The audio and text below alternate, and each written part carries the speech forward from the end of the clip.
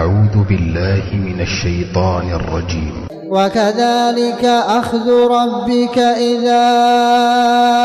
أخذ القرى وهي ظالمة إن أخذه أليم شديد.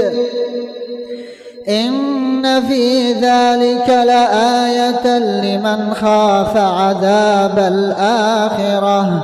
ذلك يوم مجموع له الناس وذلك يوم مشهود وما نؤخره إلا لأجل معدود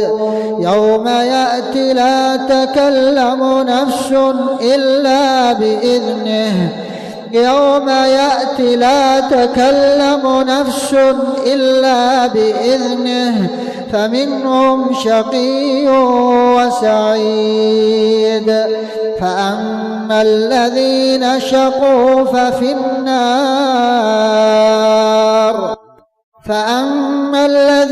شقوا ففي النار لهم فيها زفير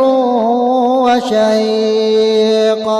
خالدين فيها ما دامت السماوات والأرض إلا ما شاء ربك إن ربك فعال لما يريد وأما الذين سعدوا ففي الجنة خالدين فيها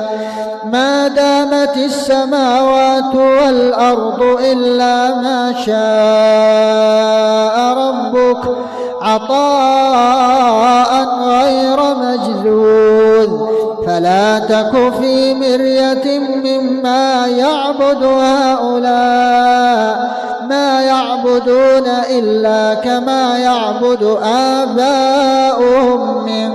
قبل وإنا لموفوهم نصيبهم غير منقوص.